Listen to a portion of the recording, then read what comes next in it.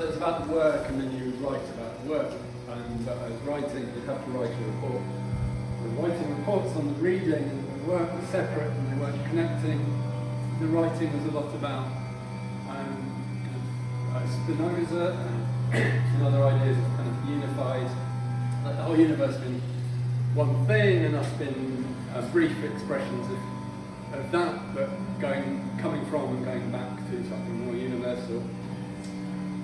But that didn't lead to any work at all. That's a big problem with it, was that I wasn't able to create about something oceanic and big and that. Too big, perhaps, or too passive.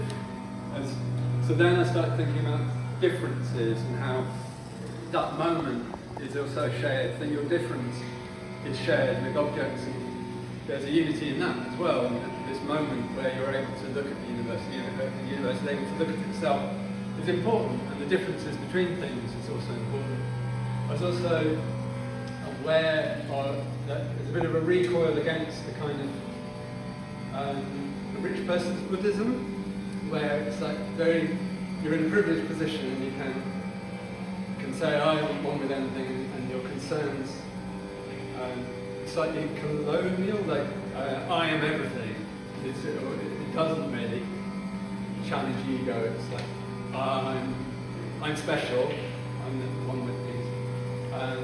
So recoiling against that bit. So looking at differences in things and celebrating the differences in things, but also trying to express the unity of things. So having these separate objects and the function of animation, not function, the part of the process of animation being that you have these individual objects that become a unity, become a flow of movement, so they're unified but they are separate.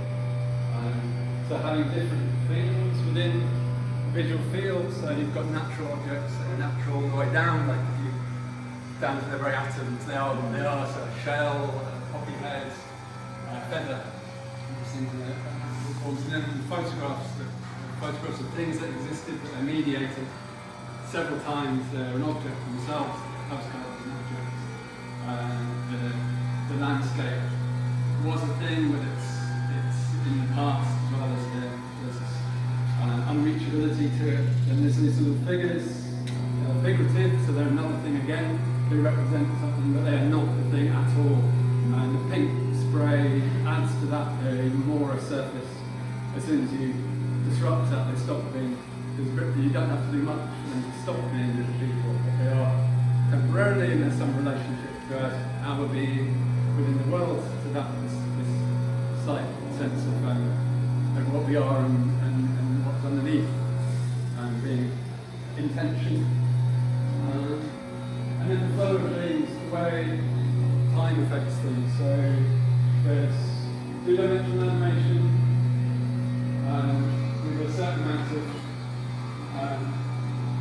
chaotic nature to it that allows you to sense the doctorate and thinking about how we participate in making the image as well, and help from the details. Signposting some reading for that. Dan was already talking about how animation doesn't work in a mechanistic way.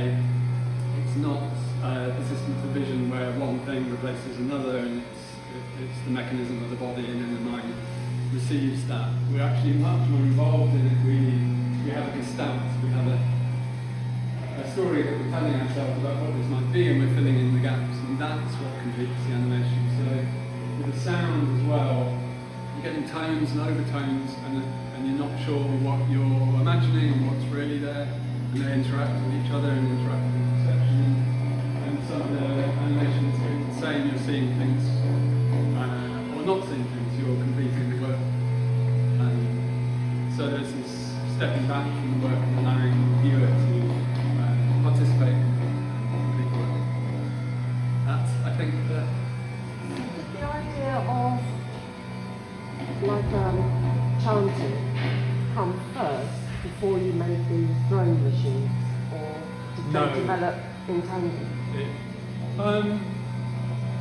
I knew that sounds has an effect. In part, I mean, the work sort of exists as well through sharing. So a lot of how people see my work is the working process I use Instagram. Indeed, that is what I use. And when you put any kind of rhythm to it, any kind of tone to it, it changes how it unifies it, allows you to slip between, allows you to get a certain state of mind. So it's sort of inherent in that. As soon as you start thinking about that, getting in the frame of mind, getting in the wavelength, then chanting, that sense of a wash of sound comes into that thing. At first, the Thrum, it had a string from the first time it was made. Thrum 1 had, and that's where the name comes from. This strumming of the strings. It started off as a tense string, going down to a box, not amplified, but just so a resonant box that the whole thing was mounted on. And then moved to the guitar, but the guitar really dominates and it becomes this form. An instrument. Yeah. So paring it back down again, so it's an apparatus. And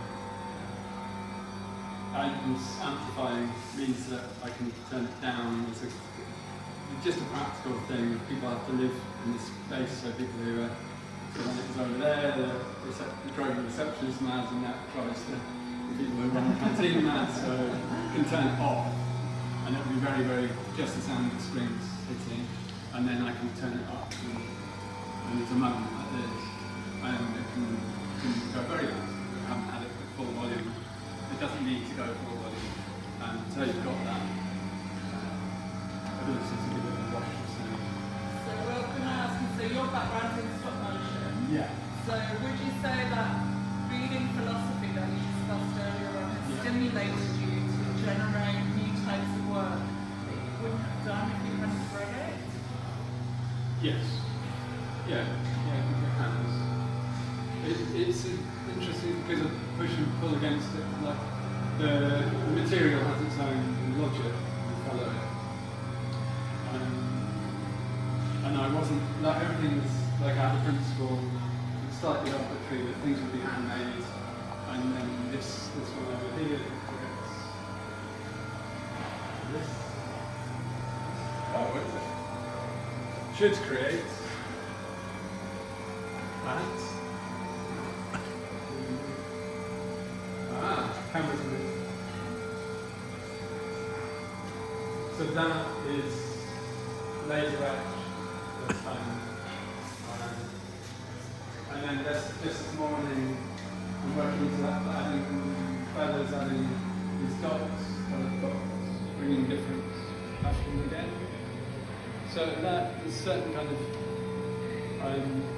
there's a rigour to it, having some principles that push and pull against that sort of raw making and breaking. And I think it has been a source of, it was difficult because there wasn't a link for a long time. I was making, it came from the sculpture, my VA sculpture, and I was sort of returning to where I left off there, and it wasn't actually what I was reading. So I was trying to do something different from animation. It's like, no, they are it's the narrative to do. The point, the concerns sort of coming from the reading, where we're linking to both forms of art, and animation.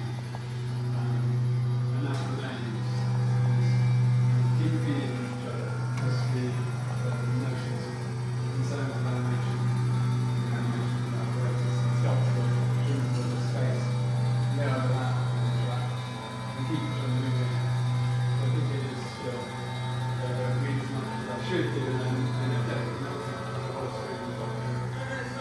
It's just an example of the role of reading theory to help generate new ideas about practice. I think it is. But we don't prepare that space, that reason to do it. I think things like this also that gives you a moment to stand back from it.